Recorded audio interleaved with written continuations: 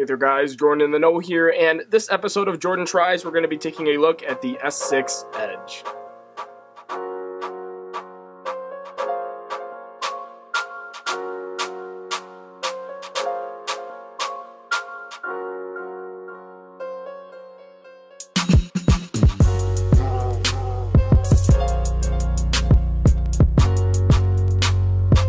So if you're like one of the many people lusting after this phone, then I don't think you'll be disappointed, as long as you don't mind some of Samsung's old tricks. The first thing that you're going to notice is that the word plastic has been eliminated from Samsung's vocabulary. Gone is the flexible and durable materials in favor of a more delicate but gorgeous aluminum and glass complexion.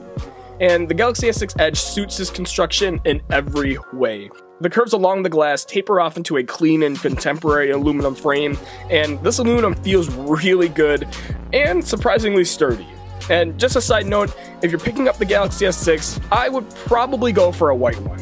It does a way better job of masking fingerprints in all of its colored variants, and I'll leave the more significant details for a full review in the future, but the bottom line is that if you've been longing for a modernized look and feel from Samsung's products, then this may be what you've been waiting for.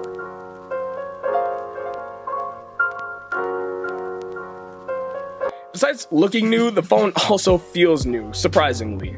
I can honestly say that I've never felt this way about any Samsung phone that I've ever owned in the past. Everything in this version of TouchWiz just flows for the most part.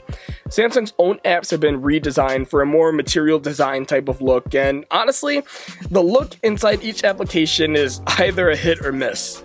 Some apps like the camera and messaging app and contacts look really nice, but then it's ruined by a lot of this AT&T bloatware. Now just don't be confused with what's bloat and what isn't bloat. In the AT&T folder, I found an app called Usage Manager, which is actually a really great hub for knowing where your phone's resources are being taken up and what you can do about it. And specifically speaking, I'm talking about accessing power saving and ultra power saving mode. And since we're mentioning the bloatware, the Galaxy S6 Edge is a dumpster fire full of bloatware and apps that don't concern me or probably you in the slightest. And I actually think that there's more bloatware on the Galaxy S6 Edge than any other Galaxy before it, which is kind of an oxymoron because Samsung claims that TouchWiz is 40% lighter. In the AT&T version of the Galaxy S6 Edge, I found 3 folders full of AT&T, Samsung, and Google apps, not to mention 2 pages full of garbage that I'll never use like Yellow Pages, Lookout Security, and the Keeper app.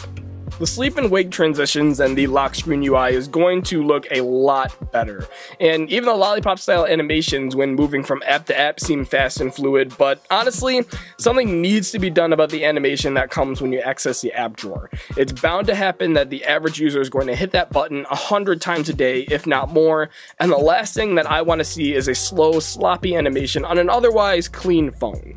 As for a quick look on performance, everything seems okay for now. While installing apps, I did come across drop frames and lag, but that's probably because I was installing a ton of apps from my previous phone. But Samsung phones have the tendency to start lagging as time goes on, so be sure to stick around if you want to know how it's held up in a few weeks' time.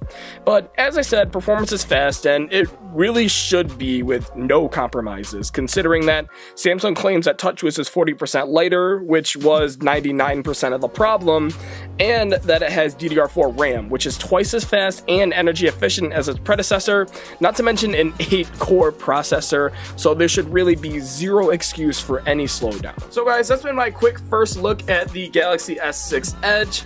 Let me know what you guys think in the comments. In my opinion, this is worth the buy, just the feel in the hand alone, so if you're concerned about that, this is definitely worth your purchase. If you're more of a power user and find other value in your phone besides the feel in the hand, you might want to wait for the full review, just because I don't have enough time to get battery statistics and all that. So if you want a quick first look at that kind of stuff, follow me on Twitter or tweet out to me, because you will see all of those things first. Or if you have a question, just tweet out to me at JordanFloyd97.